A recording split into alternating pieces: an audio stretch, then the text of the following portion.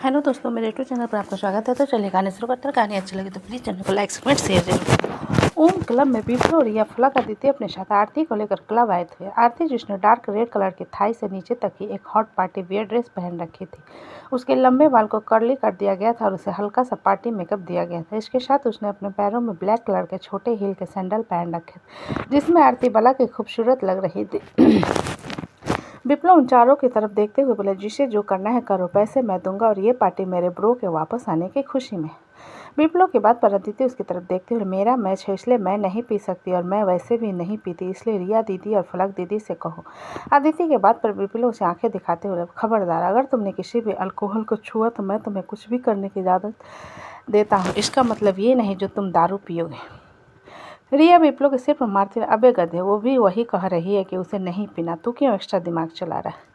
विप्लव रिया के बात पर मुंह बनाते हुए अपने सिर को सहलाकर आरती की तरफ देखते हुए बोला, और तुम क्या पियोगे। आरती अपने ड्रेस के नीचे खींचते हुए, मैं तो इन कपड़ों में मरी जा रही हूँ और ऊपर से इन लोगों को मुझे घूरना, मुझसे कुछ खाया पिया नहीं जाएगा। जिसे सुनकर फलक उसे देखते हुए, वरना आप सबकी नज़रों को इग्नोर कर और इन्जॉय कर, वरना किसी दिन स्ट्रेस में हार्ट अटैक आ जाएगा और तो बिना इन्जॉय करे ऊपर चली जाएगी।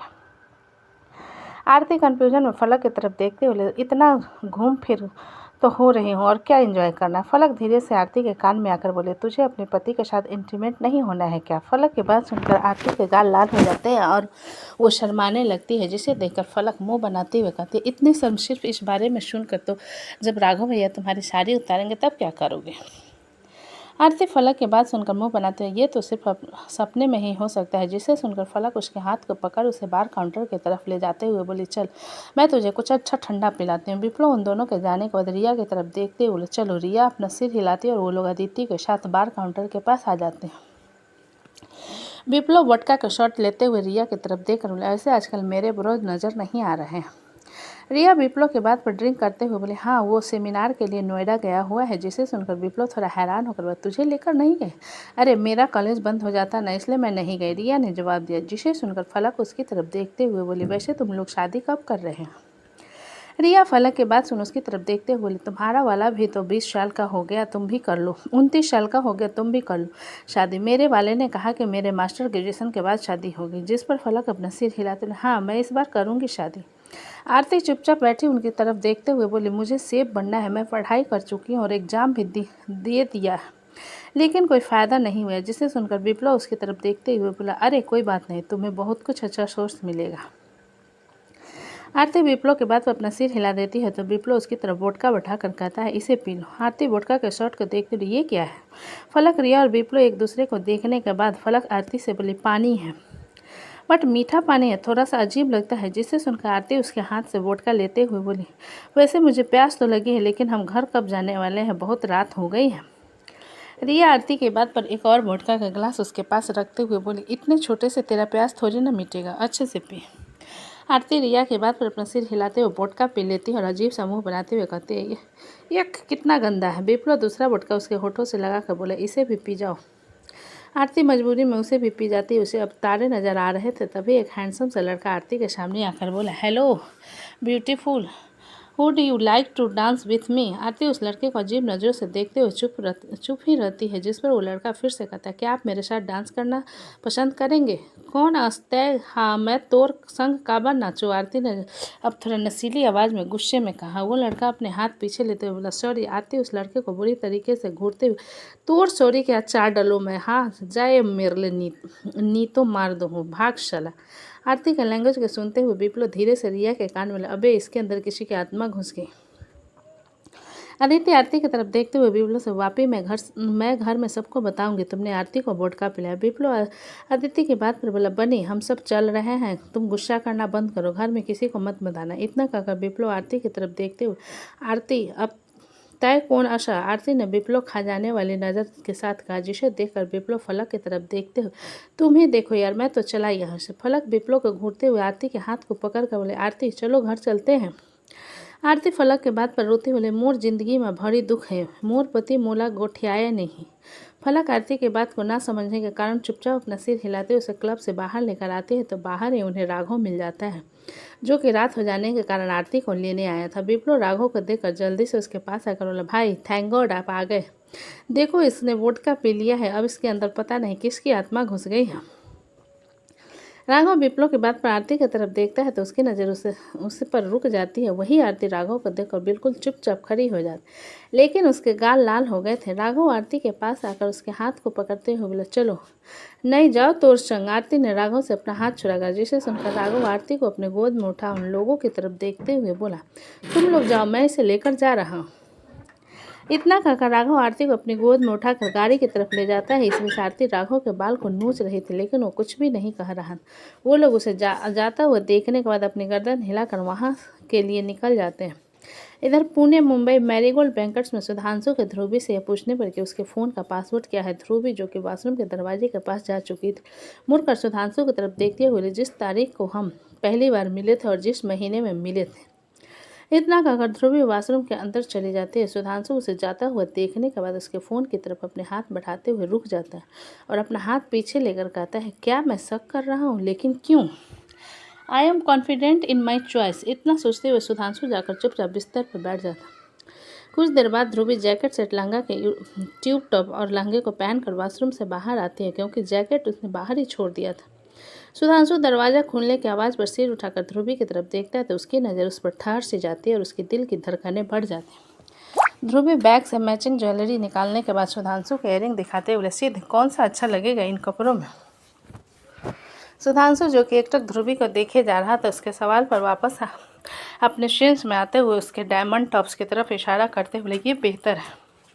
जिसे सुनकर ध्रुवी उसे अपने कानों में पहनते हुए, वैसे मैं अपने बाल को स्ट्रेट कर लूँगा, क्या ऐसे ही सही है? सुधांशु ध्रुवी की बात पर बोला, मुझे तुम्हारे कर्ली बाल अच्छे लगते हैं। ध्रुवी सुधांशु का फ्लैंक किस देते हुए बोली, मेरा सिद्ध सब कुछ जानता है। सुधांशु ध्रुवी के ऐसा काटने पर हल्का सा ब्लश करने लगता है और चुपचाप अपने फ़ोन को स्क्रॉल करते हुए ध्रुवी को इग्नोर करने लगता है। ध्रुवी धीरे धीरे रेडी होने के बाद जैकेट पहन लेती है और अपने बालों को खुला छोड़ कुछ बालों को कल कर जूती पहनने के बाद अपना पर्स उठा लेती है और फ़ोन उसमें डालने के बाद सुधांशु के आगे खड़ी हो जाती होकर कहते हैं, चले। सुधांशु सिर उठाकर ध्रुवी की तरफ देखता है तो उसे हल्की सी हंसी आती है और उसे हंसता हुआ देखकर ध्रुवी अपनी आंखें चढ़ाते हुए कहती है कि हंस क्यों रहे हो? सुधांशु हल्का सा अपने मुंह पर हाथ रखकर हंसते हुए, हाँ प्लीज़ हमारी शादी के दिन मेकअप मत करना। जिससे सुनकर ध्रुवी मुँह बनाती, क्यों, क्या मैं रेडी होकर अच्छी नहीं लग? सुधांशु के बाद बिस्तर से उठकर सुधांशु के आगे खड़ा हो उसके चेहरे को पकड़ उसके गाल पर जोर से पप्पी करता है तो ध्रुवी हैरान हो जाती है। सुधांशु उसके दूसरे गाल पर भी पप्पी करने के बाद उसके माथे पर चूम लेता और उसके होठों पर हल्का से पैक देकर कहता है, तुम बहुत खूबसूरत लग रही है, इसलिए कह रहा हूँ कि नॉर्मल रहा करो, वरना मेरी नीयत खराब हो जाएगी। ध्रुवी सुधांशु की हरकत और उसकी बातों को सुन हैरान होते हुए बोली, तुम बहुत बदमाश हो, चलो बारात आती होगी। सुधांशु अपना सिर हिलाता और ध्रुवी के हाथों में अपना हाथ डालकर दोनों कमरे से बाहर आते। सुधांशु और ध्रुवी मंडप की तरफ चले जाते हैं। ध्रुवी कैटरी की तरफ इशारा करते हुए सुधांशु से बोली, मिहिर के पापा बहुत अमीर हैं, चलो देखते हैं क्या क्या रखा है खाने में। सुधांशु ध्रुवी के बाद उसे देखते हुए, क्या तुम जज कर रही हो? ध्रुवी अपना सिर नहीं में हिलाकर बोले, बिल्कुल नहीं। एक्चुअली क्या हुआ था, जब हम लोग यूनिवर्सिटी में थे, उसके पापा को यूनिवर्सिटी फंक्शन में चीफ गेस्ट के तौर पर बुलाया गया था, तो जिन लोगों ने खाना बनाया था उसके पापा ने बहुत बुराई की थी, इसलिए मुझे भी मौका मिल रहा है, मैं नहीं छोड़ूंगी। ध्रुवी के बाद पर सुधांशु से हैरानी से देखते हुए, यूनिवर्सिटी का बदला उसकी शादी में उतारोगी?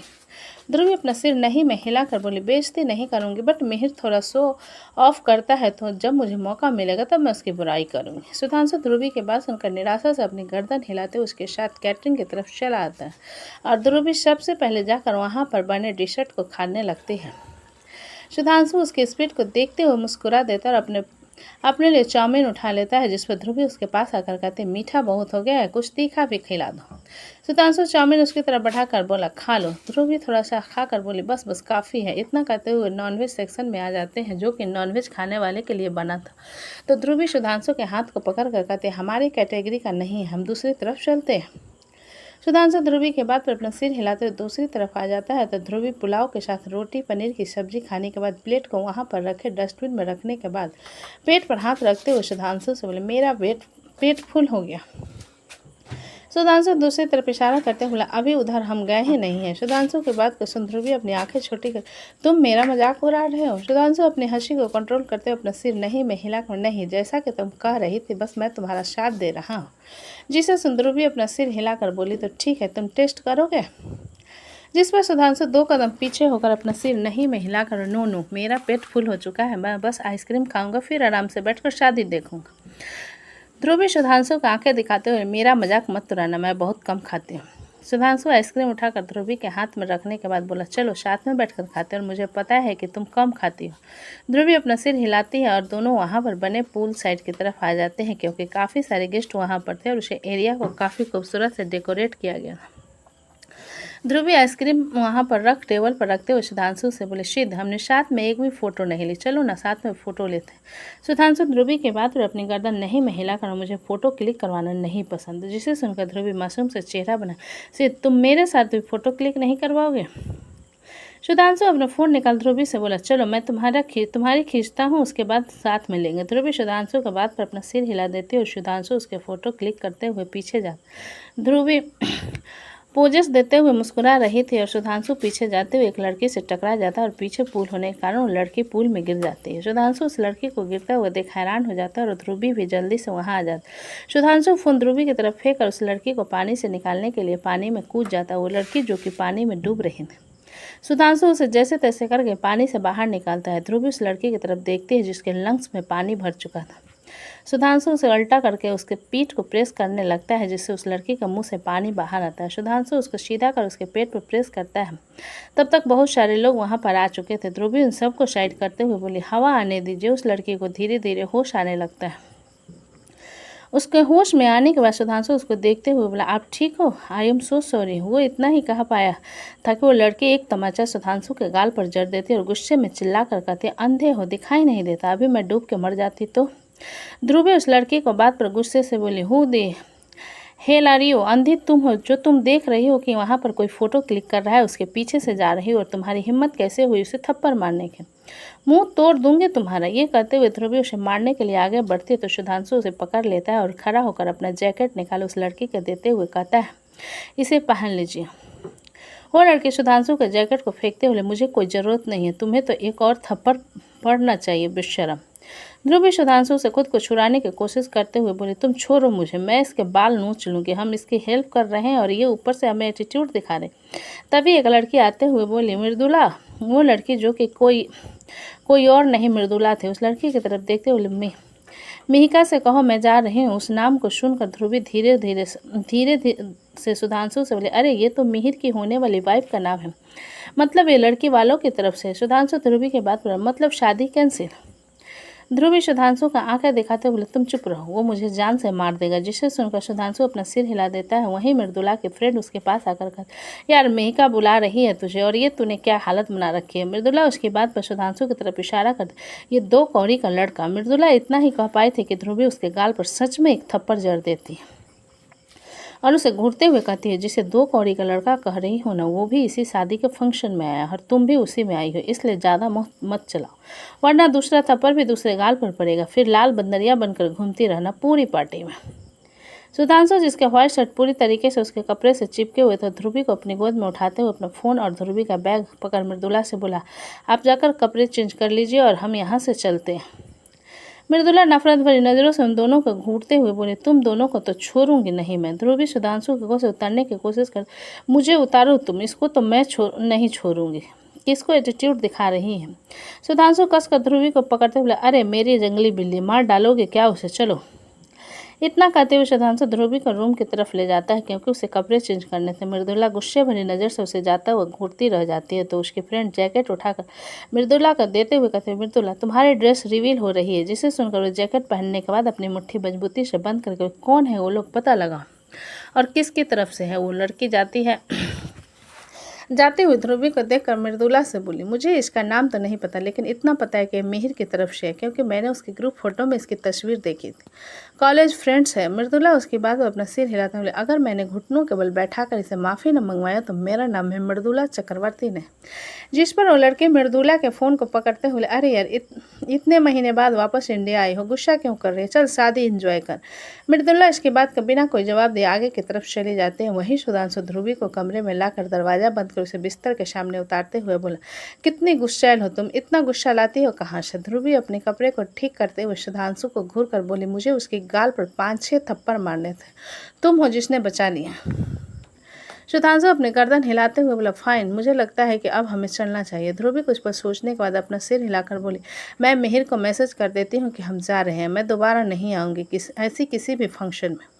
सुधांशु अपने कपड़े की तरफ इशारा करते हुए, मैं तो पूरा गीला हो गया हूँ। ध्रुवी सुधांशु के बात पर बोली, बाथरूम में बाथरूम है, तुम जाकर उसे पहन लो और मैं इसे सुखा देती हूँ। सुधांशु अपना सिर हिला देता है और बाथरूम की तरफ चला जाता है और कुछ देर बाद बाथरूम पहनकर बाहर आता है तो ध्रुवी हेयर ड्रायर से उसके बाल को सुखाने लगती है। सुधांशु वहीं पर बैठकर ध्रुवी को देखने लगता है। ध्रुवी पंखा चालू करते हुए बोली, जितना जल्दी सूखेगा हम जल्दी भागेंगे।